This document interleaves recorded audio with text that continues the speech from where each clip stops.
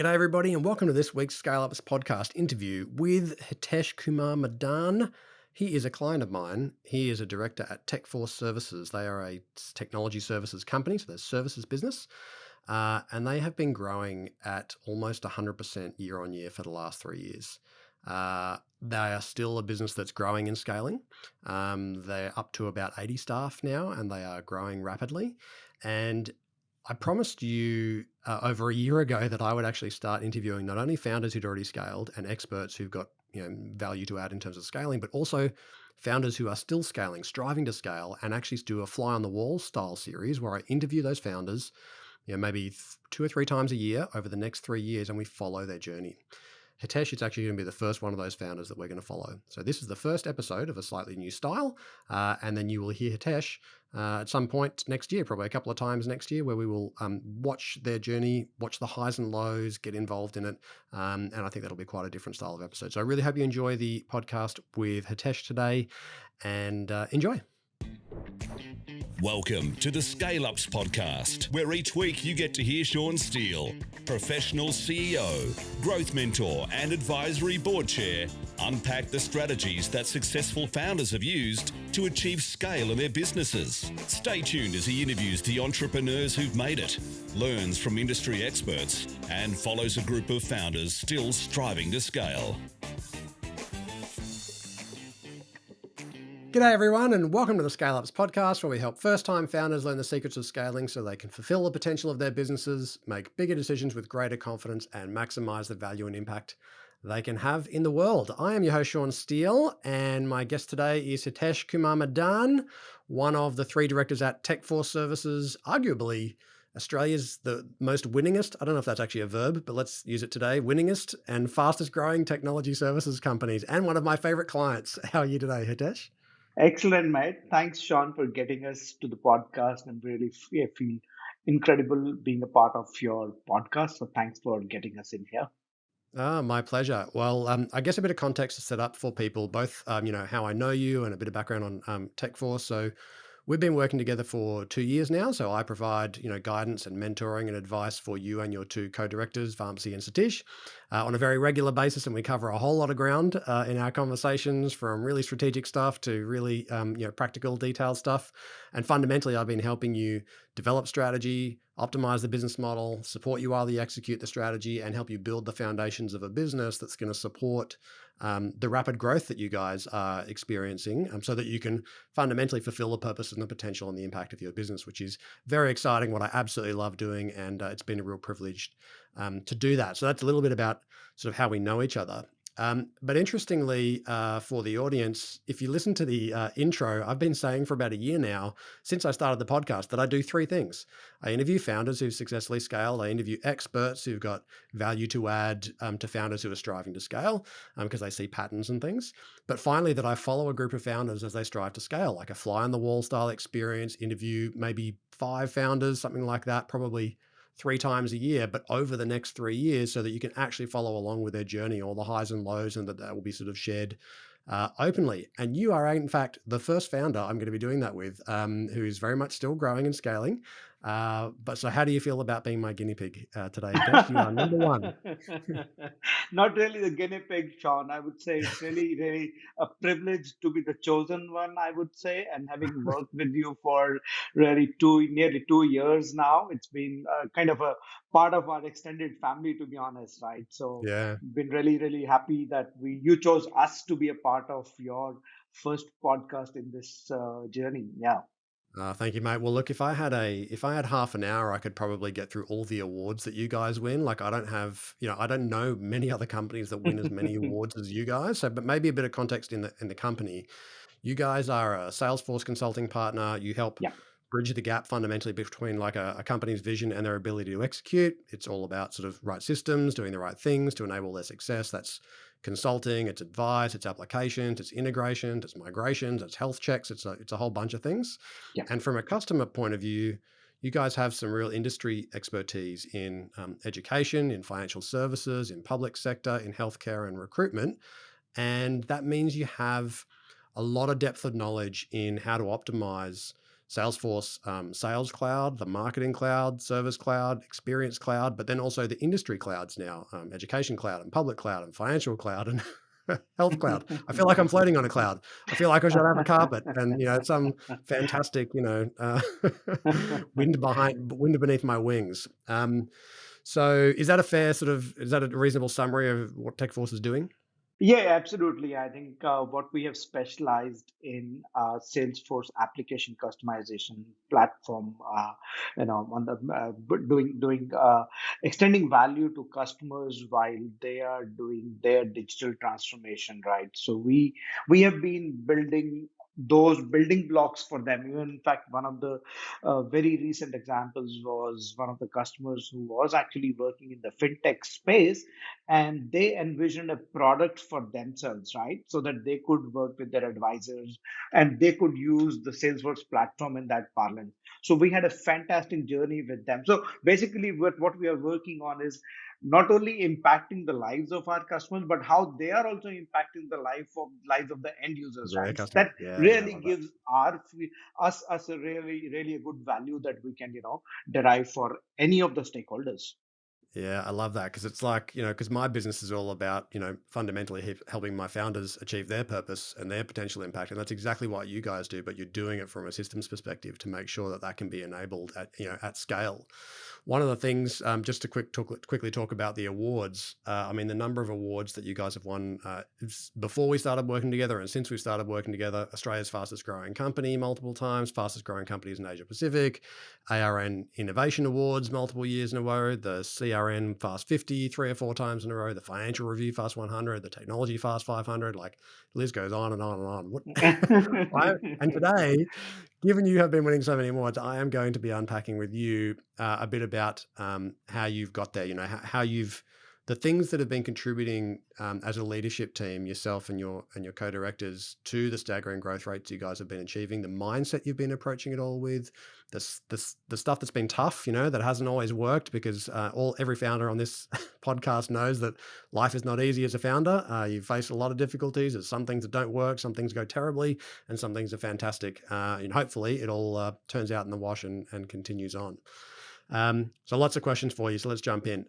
Maybe if you could just give people just a really short intro to the genesis of the business, why it was started and what the vision and hope was for the business at the beginning. Sure, Sean. I think, very simply put, we have always tried to make complexity, or rather simplify complexity, right? That's Mhm. what we have always been. And that's exactly what happened when I say the genesis of the company as well. And that's where I would want to extend the credits to my founding partner, which is Vamsi. Mhm. Um, with this passion to go ahead and solve the challenges for the customers, customers would approach him and have a quick chat. Hey, look, here is what I'm facing. He's been running the developer group in Sydney for good, I would say, 7, 8 years now. He's one of the Hall of Fame MVPs in the country, and Yeah. that's where customers, when they approached him initially, he started as a freelancer, right? And slowly and steadily, it got into, hey, look, why don't I leave my comfort job and get into serving the larger Ohana, right, which is the Salesforce community in terms of the customers, right? He took that leap forward. And when he took that leap forward, and that was, I would say, the genesis of TechForce Services Mhm. as the organization. Then along the way, you find like-minded people like myself and my other partner, right? So three of us then joined hands to bridge the gap. While he was a technology-focused guy, I was more of a sales and marketing kind of a person. Then we also wanted someone who could actually think through the vision, think through the long term. So that's where we had our third champion joining in. So that's how this organization has been built, to make sure we strengthen the foundations at the core, and then grow on the pillars of our growth and the growth cycle that we achieve. Yeah. And actually, it makes me realize that one of the things that's a real strength with the three of you is it's like 1 plus 1 makes about 5 or 6 between the 3 of you. Like, you all have very diverse, skill sets. You know what they are. You don't double up on anything, and where you have gaps, you do a great job in filling them with external, experts or advisors or consultants or whatever it is that you need to. Like, you're aware of where your gaps are, but as a combined unit, you are very effective. So, if I was ever doing a case study actually on successful business partnerships, I would put you guys up there because they're not easy to do, right? Like, there's always tension. There's always, Yeah. everyone has different opinions about stuff, and somehow you have to come to an agreement about stuff on a regular basis and be able to keep moving forward. And you've been doing very well in doing that. Can you, Hitesh, just give the audience a sense of, I guess, the scale, the size of the business now, where it was, several years ago, just to help them get a sense of the journey that you've been on and where you're at today? Oh, sure. I think we started in 2015, of course, as a one-man organization, or I would say one-man army, right? Isn't it right to say? So, but yeah, today I think we have reached to a level of around 80 people. 80 people Yeah, in that's 7 what years. it is. And in fact, not only just the number of the people, which matters. I think it's about how productive the team is, how effectively they are delivering or bringing value to their customers. I think that is more important in my mind. You can always add masses, right? I can go to, certain countries wherein I can have people and people and people joining me, but Mm, it's mhm, just not about the numbers. What we mm, are more concentrating on is how each one of our team member is contributing to the value, not only to ourselves but also making sure they are the impact players so that it impacts the customers as well, right? So that's how okay. that's where we are. And you've got a real key metric, which I know is on your website, which is your Salesforce customer satisfaction score. Because for people who don't know about Salesforce, every time you've completed a project, your customers are rating the success on that project, and you guys have done well over 100 projects from recollection, and you have a Salesforce CSAT of 4.9. Is that right? Yeah, 4.9 out of 5. And we take pride in 4.9. that because Yeah. each and every project that we deliver, we actually not submit it to the customer, we submit Mm. it to the customer via Salesforce, right? Via It Salesforce. goes Yeah, through Salesforce goes to them. the company. Yeah. So that's where it gets validated before Yeah. even it gets publicized on the App Exchange. Mm, So we are really mm, conscious of the quality that we need to bring onto the table.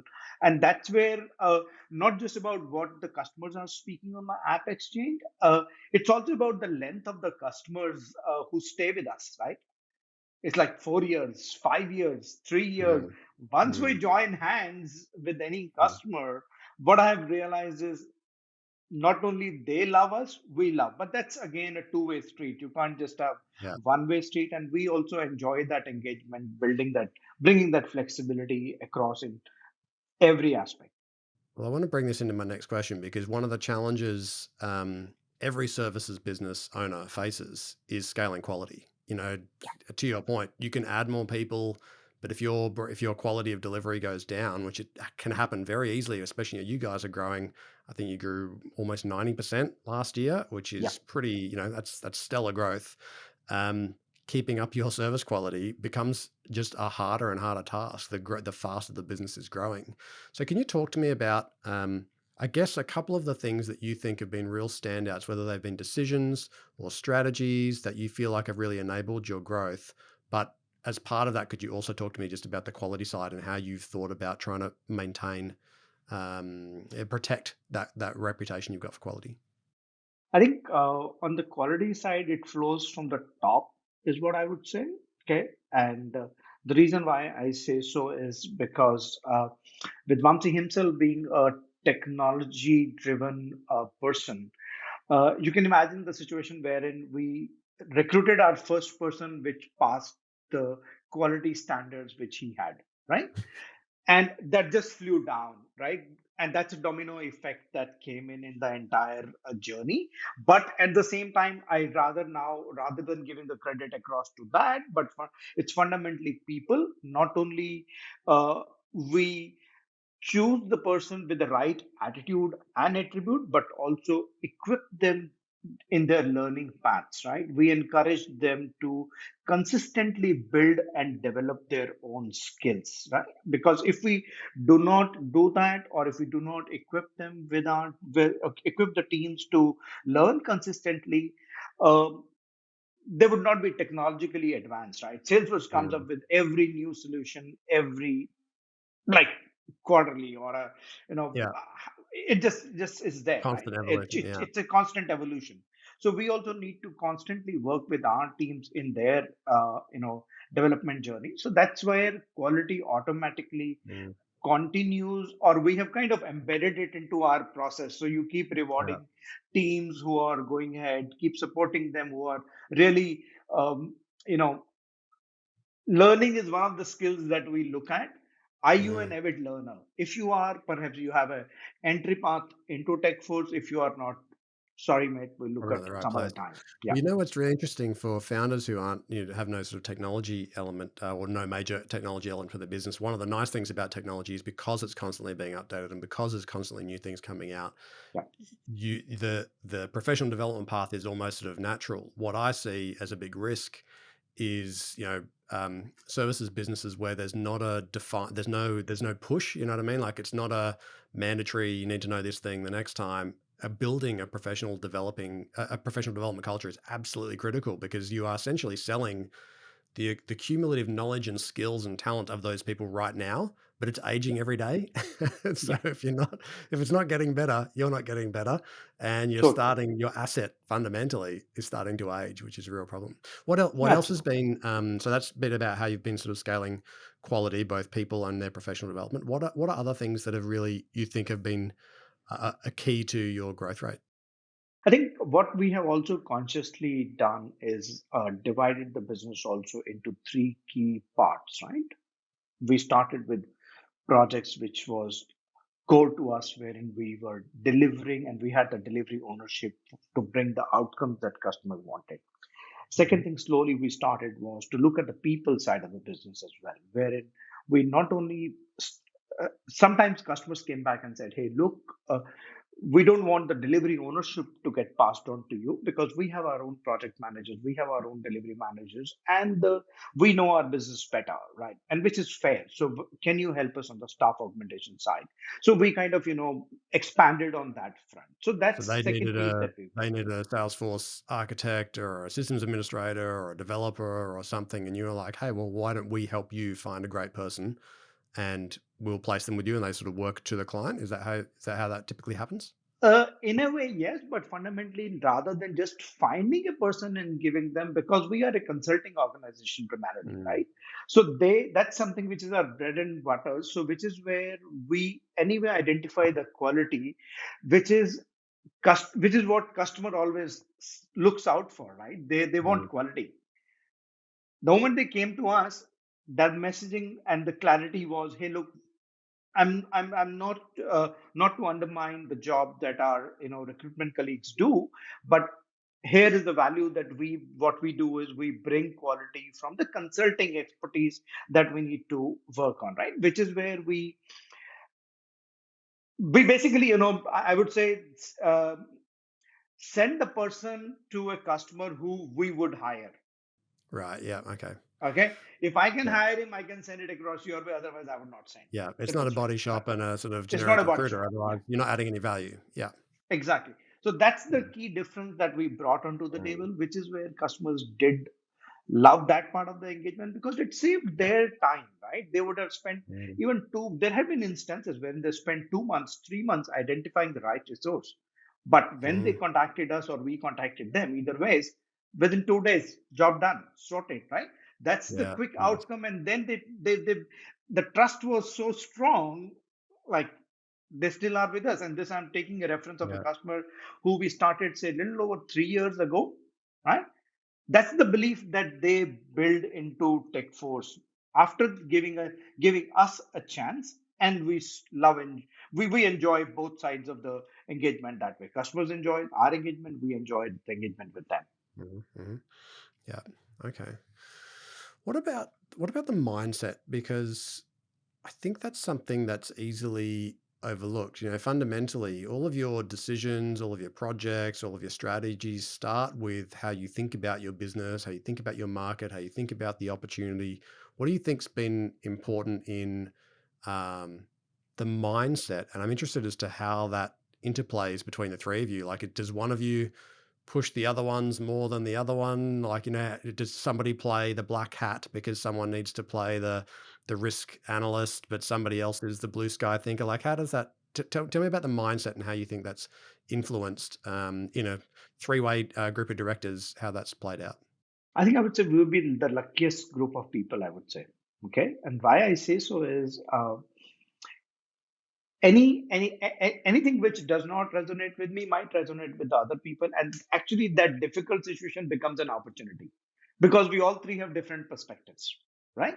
And that actually has stood really really well with us, and we have made sure if I didn't see something as, oh hey look, that's an opportunity, maybe the other two directors did it, or if Hmm. they did not see, maybe we too saw it, right? That's how it has actually stayed strong, because the overall vision for the organization, overall goal is common. Let's grow, let's scale, by not again looking inwards that hey look, we want to scale tech first. No, no, no, not really. That will automatically come in. What value are we bringing it to the customer, right? Mm, How are you going to help him? Is mm, it worth helping him on this side, right? Or not only worth helping him, how does he see the value that we bring onto the table? So we have kept customer as our top priority, and no brainer, but just a question of making sure everyone does it. But where you miss out is perhaps on the execution. So we have consciously made sure that it is executed well, and that's mm, where we bring that key difference. And some of the remarks which have stayed from the customer side with us is, while they work with many other partners in the ecosystem, but what they enjoyed with us is the flexibility, the scalability, the engagements that we build. And I'm again coming in from me, might sound like as a sales pitch, but no, not really. This is exactly what our customers have said, hand on heart. mm. That's exactly what has happened. So yeah, we Yeah. really, that keeps us going, all three of us. Well, I think even, you have a brand promise to customers. And I know because I'm in a privileged position where I get to work Oh with you yeah. on your strategy and your business model. And I know that one of your brand promises is actually around flexibility. And that might sound simple to people, but in a organization where you're supplying people and you are managing sort of human resources, for want of a better word, flexibility is not often something that you can offer. It's very difficult to offer because sometimes it comes at a real cost to you. And I know that your approach as a team is to essentially do whatever's required, flex it up and down. Hey, if you need to, rather than, like I know a lot of technology consulting organizations, because I've dealt with lots of them. I've done some very big, $500,000, $1 million plus projects where, you sort of get this, they're keen to get a minimum amount out of you every single month as a retainer. They don't want it to go down whatsoever. And you get all the song and dance razzle dazzle up front. You get all the directors and all the senior people's attention. And then all of a sudden you're dealing with the junior burgers. You've got the people who know absolutely nothing. And until there's a problem, you can't get the attention of anyone senior. And I know that's Yeah, exactly the opposite of how you guys roll. You're like, hey, if you exactly. need less from us next month, then you need less from us next month. And we'll take it on our books to change our resourcing to match what it is that you need. And I just think Yeah. that's really um, that's wonderful for a customer. But is that difficult to manage as an organization? Frankly speaking, we don't find it difficult at all. And the reason why we feel so, not only again as us, but even as team, that's the learning that has stayed with us, right? Having worked with large corporates, Mm. large enterprises ourselves, we know where the gaps are, right? Being on the other side, yeah. Be on the other side. So that's Yeah. where you exactly leverage that. Hey, look, Mr. Customer, this is what is required, right? And we Mm, value that. mm. And we will make sure that it is available for you. And Yeah. sometimes even there are tough decisions, they're taken quickly. And that's where the agility comes into. And Yeah. customers love that because it Mm, helps them, it helps us. And in a market like Australia or any other market that we operate on, at the end of the day, it is the trust which becomes the most important asset. And we strive, we make sure that we build that. with not only our people, but also with the customers So by virtue of doing the right things.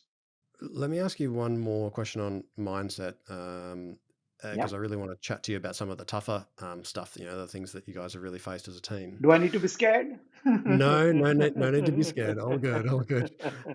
We've recently gone through a what I call a StratX process, or the Scale-Ups roadmap process. So Yeah. quick plug for next year. I'm developing a course to take groups of founders through that same process. But I've taken you guys through that process, and the point is, you develop a growth strategy, you optimize your business models, you go, and at the end of it, you end up with a really clear strategy that's very communicable, and you end up with a really clear 12-month execution plan. Um, my question is, when we were going through that process, part of that process is setting your ambitions for the next 3 years. So setting that, sometimes that includes financial targets.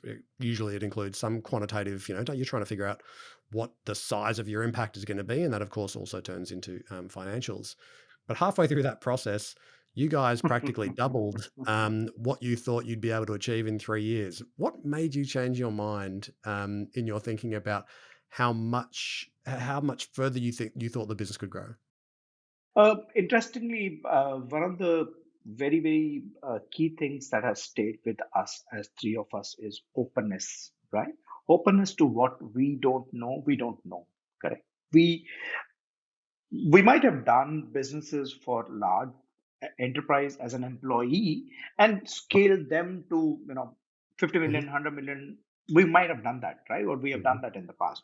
But doing it for yourself is a Very different. completely different story. Completely. And then you realize, hey, look, okay, what exactly it is. So it's like, grass is always greener on the other side. You realize it once you're on the other side. But Yeah. yeah, coming back to your basic question, what changed that thought process was while we were trying to discover ourselves during that stratex discussion, um, we started reflecting on, hey, look, why we are doing this, how we are doing it, what would be required to be done. I think it was about getting into the granular details of that. Okay. And while you're doing your day job, as in trying to, attract customers, go meet, talk to them, you sometimes miss that part of the story. So, which is where this strategic discussion with you came in as a true mentorship and advisory to us, wherein we sat down, we reflected upon it after our initial discussions. Hey, look, why exactly are we talking about X? Why can't it be 2X? Correct? Mm. Let's reflect on it. And for all that matter, when we started looking at the larger numbers, which are actually publicly available to the market that we are in, we realized, hey, look, no, let's stretch ourselves. Let's keep doing the right things. If we want to be a larger organization or larger enterprise, we need to take these strides as well. Take that leap of faith from where we all started. Did we think in 2010, oh sorry, 2015, 2017 that we'll be to this size today? Perhaps no. So it's like with your experience, with your expertise, we could see that future in where we are. And that's where perhaps it was fairly easy to take that leap of faith, Mm. while it does leave a bit of a anxiety.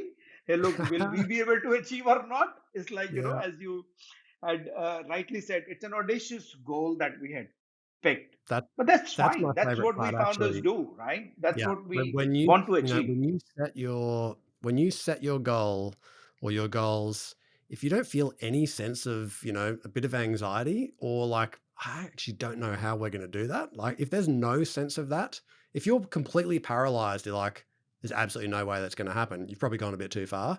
But if you look at the goal and you go, "I know we've got that in the bag, I can do that, no problem," it's probably too little. And somewhere in between there, there's this cognitive dissonance, this natural tension where you go, "Oh, geez, it makes me feel a bit uncomfortable writing that down." Yeah, yeah, I think yeah, that's right in the sweet spot, because it makes you stretch. You have to think a bit differently. And sometimes, in the absence of being able to actually step back and think about your business, be forced to, it's hard when you're a founder, you're just in the business all the time, like being forced to step back and having to really reflect on where you want it to go. It's probably one of the hardest questions to answer, right? Like, what do you want? Always the hardest question. yeah. In fact, Sean, well, I must share with you. Not sure if I did in our past conversations or not. we were really open about even these audacious goals to our teams internally. All right. Uh, I'm really glad that few of the team members did come up and they actually said that, hey, look, we can do more. I said, wow, that means this Awesome. answer is less, right? We were looking at look where we are. So, but what gave us what was left with we as three of us was the confidence, right? Because Yeah. team believed in that, right? Which is where we thought, hey, look, that means we were missing something, and that's where I would say that openness, transparencies with the team is usually very helpful and handy Mm. when you are trying to build an organization which you have a clarity on that, hey, look, we want to build an organization which not Yeah. only transforms businesses for customers, help them scale as well. So that's where I Yeah. think it really helped us while team stood up and they said, hey, look, here is the flag, Good, and we let's can do keep it even more. high and Okay. we'll achieve it all together. I said, That's wow, very let's go exciting. for it. Well, it would be remiss of us to make this interview sound like everything is sunshine and About flowers yeah. and daffodils, because whilst you guys have done an incredible job, and you have, and your results have been stellar. I don't mean just quantitatively, but I see the culture that's emerged in your business, because I see it on LinkedIn every day, in the way that you celebrate each other and the way the team gets behind things and the way that you come together and celebrate as a team. It's very authentic and wholesome. Um, but there's challenges, right? And I'm interested to know, as a leader, what's been one of the most difficult times for you personally through that period, and how you've approached getting through it. Uh, Tough question indeed. Mm. Frankly, even on the challenges side, probably sometimes it was about thinking of the future, right? How do you align what is going to happen? No one has a crystal ball, correct? Which is where what we probably took the right step ahead, and it stayed with us that, hey, look, plus one, right? If I am today at X and I have to be at 2X, I don't know how to go to 2X. So why don't I take some external help or guidance coming in our way? So which had been the biggest fears as well. But that's where we came in to convert that fear to a challenge, achieve that challenge, and make sure that we are able to come out successfully, by following the right path or learning from the experiences of others who have done it, right? I think Mm. that's where we stand, and that's been a real challenge for us. I think that's actually, one of the things that I probably haven't reflected on enough is, when you're a founder, it actually takes a real sense of vulnerability, right? When you recognize that you don't know what you don't know, Yeah. and you have to go out and look for someone who's been there before, you're also putting, you're putting yourself in their hands to an extent. You're having to really open yourself up and going, actually, I don't really know what's coming. I'm not quite sure how to navigate it. There's a lot of trust that goes into that process, and so Yeah. there's a real vulnerability that you have to go through to come out the other side. And hopefully, some people come out the other side of that vulnerability and go, "I'm just going to keep putting my head down and hope that I figure it out." And some people probably get there a bit faster because they're willing to ask for help. And that's not a plug for me, but I think that's just for all founders, wherever that help's coming from. That that understanding that you need help is actually a really critical part. If you want to grow your business faster, or make it more valuable, or increase your impact, and you don't know how to get there, then you're going to need some additional input. And I know one of the things you guys, I've seen the way that you hire, you know, CFOs and all sorts of, different people in your, in and around your industry, whether they're consultants or otherwise. And you're always really key to test the proof points, like the demonstration that they've actually been there before. They know what they're talking about, not just the sort of hearsay. What about things that maybe you guys have tried as a leadership team, initiatives or decisions that you made that didn't work out? Like, what things haven't worked out for you as leaders, and what did you learn from that? It'd be again hard to say that, Sean, because as I said during our earlier conversation, or sorry, during our conversation today, if something is sounding very difficult to me, it's an opportunity for the two. Okay, difficult for them, it's an opportunity for two. So that's where the Mm. trio has become a lethal combination, I must say that. Okay. Yeah, And then we are able to deliberate on it together. And sometimes, of course, like treat it as a weed and take that away even before embarking on that journey, right? yeah, Because that's where the thought processes, three different experiences, different knowledge, skills yeah. come in. and we are able to quantify it and follow a very scientific way to look at, hey, look, what should be done and what should not be done, and arrive at. So I'm touch wood. It's very difficult statement to make, but thankfully we have not had many such situations wherein it became really, really difficult. We could stay away from it well ahead of even getting into the deep side of it and continue delivering it in the right direction. It's just that if for something I didn't believe, let's say, right, but I believed in my other colleague is what was important, and then we made sure Mm, we succeed.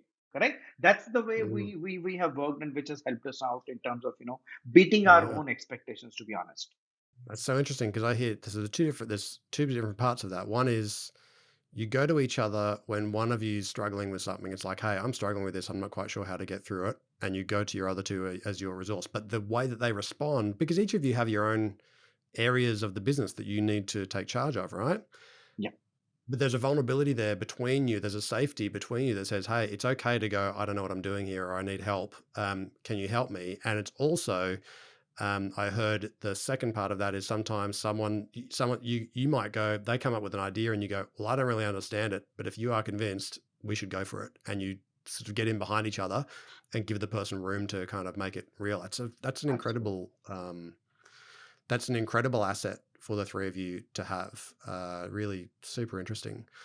What about advice you've received along the way, Hitesh? Quite often, and I mean for you personally, quite often we have, mentors in our lives, we have previous bosses, we have, particularly when we go through difficult times or challenging periods, that advice really plays a stronger role because it's something that you come back to that helps you get through that period. Can you think of a time where you've had to really rely on a piece of advice that perhaps you've received in the past, and what was the situation? What was the advice, and how did it help you through? No, we're glad we are surrounded by the right people who give us the right advices. Right, there are so many, but some of them which have like stayed with us is one: keep your head down and keep going, stay focused, deliver, right? And that's as old as maybe when we started Mm, 2016, 2017, right? That mhm, not a problem. Do the right thing, because once a customer is happy, naturally, I'm not expecting, but in all his goodwill, he'll also let me know that, hey, look, this is what you do, right? This is what you get. So we'll keep building our pipeline. So basically, holding each other's hand and get going. So that's one piece of advice. The other piece of advice, which again has stayed down, particularly with me, was, and that's again one of my past experiences, not in this organization. And, it's kind of, working with a larger organization and then trying to see, okay, how do you solve that? While you aim for a long term objective, do not worry yourself or don't let the anxiety set in for the long term. Focus on mhm, small, take baby steps, keep achieving them, keep reflecting on them with an eye on the long term goal. And eventually you would realize that you have achieved it without stressing yourself, without, burning yourself day in, day out. So that's again, those are some of the advices which have stayed with us. And that's where we mm. all have learned from each other and grown this organization in particular. And I'm sure we are in the right direction with all the people, all the team that we have. So that has stayed with us.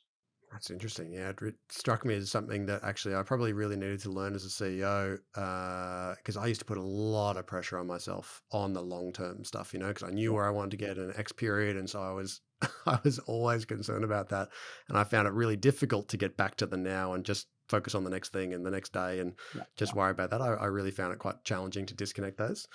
That's what No, about I think that's hats off to one of my senior colleagues, and I can't forget that's a lifelong learning that I got, mm, particularly. yeah. Just What don't worry about about what it is, break it just down. focus on the now? Yeah, What, yeah, what are what's it called? The 1 minute, the 1 minute march or something like that. It's about the march on the way to get to yeah, the destination, to right. one foot after the other. What about, what you're most proud of in the business, Hitesh? So many things, but the most important thing, our team. We really, Mhm. really, really, again, glad, lucky, and we are proud of each and every member of our team, and we strongly believe in that. It's about that team which is taking us to where we are, and they are invested in us. They are invested in the customer relationship. They are invested in bringing value to the customers, right? We really feel proud. More than just proud, it's more about even being thankful, right?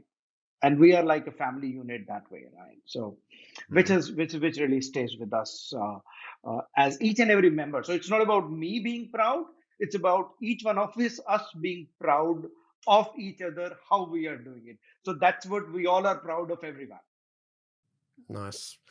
What can you tell us about where the business is going to be heading in the next 3 years? Like, what do you think the business will look like? Because one of the things that we want to do with you is, today's been, I guess, a bit about getting a sense of where the business is at today, the journey you've been on to date. But going forward, we're going to be thinking about, okay, from now, what are the challenges that you're facing? How are you overcoming those? What are you dealing with as a founder? Because it's an interesting insight into the life of a founder, which is not always rosy. And maybe we haven't dug as much into some of those challenging periods as we might in the future. But because it's not always roses, right? But what do you think the business will look like in 3 years? Where are you trying to take it?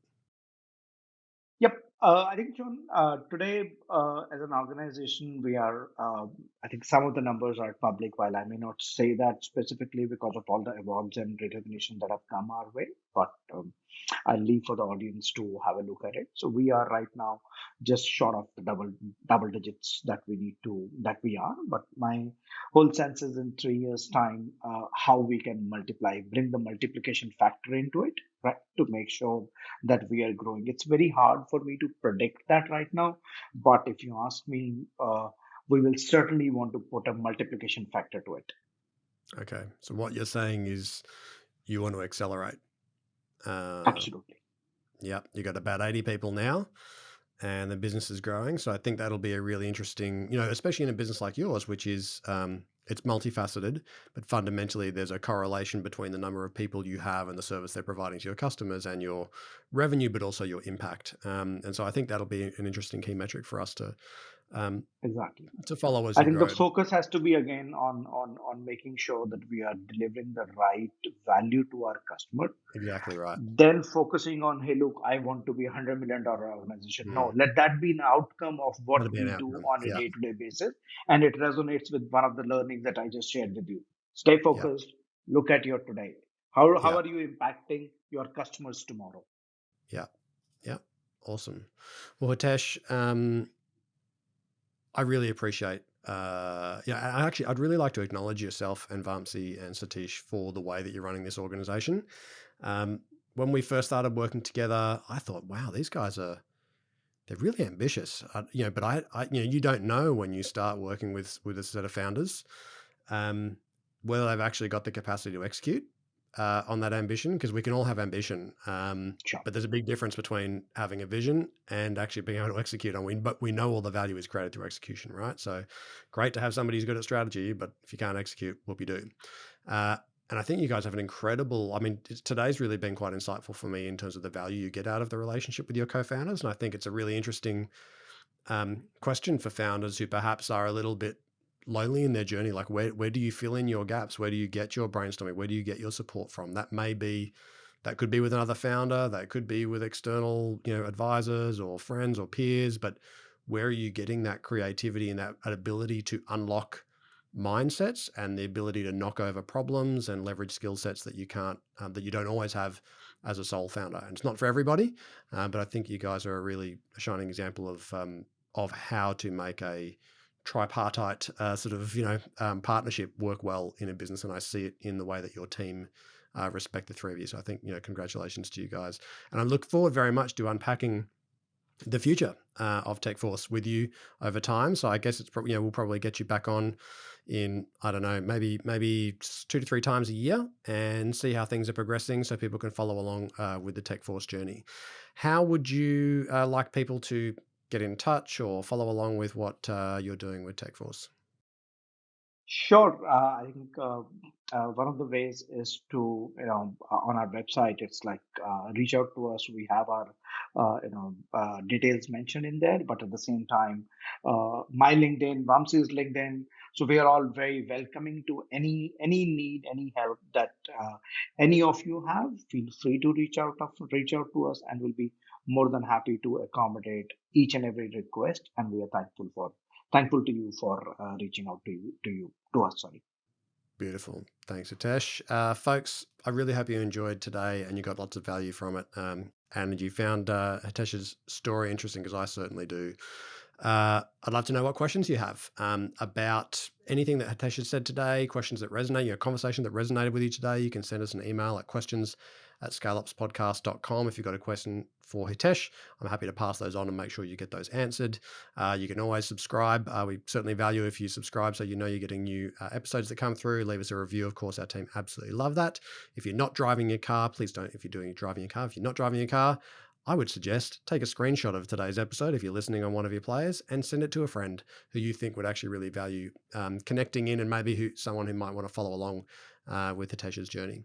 You have been listening to the Scale Ups podcast. I'm Sean Steele, and I will speak to you again next week. Thank you so much, Hitesh Madan. Thank you, Sean. Thanks for having us here. G'day everyone, just a couple of quick things before you go. If you have questions that you'd love myself or an upcoming guest to tackle about challenges that you're facing in scaling your business, please just jump straight on the website, scaleupspodcast.com. You can record your message straight from your mobile by hitting the button on the right-hand side of the page, or you can just email them the old-fashioned way, questions@scaleupspodcast.com. And just a quick reminder, nothing we spoke about today constitutes financial or business advice. If you are considering making big decisions in your business, seek out a professional who can look at your situation in detail and make sure you're getting sound, personalised advice. Thanks for listening. Look forward to being back in your podcast feed next week.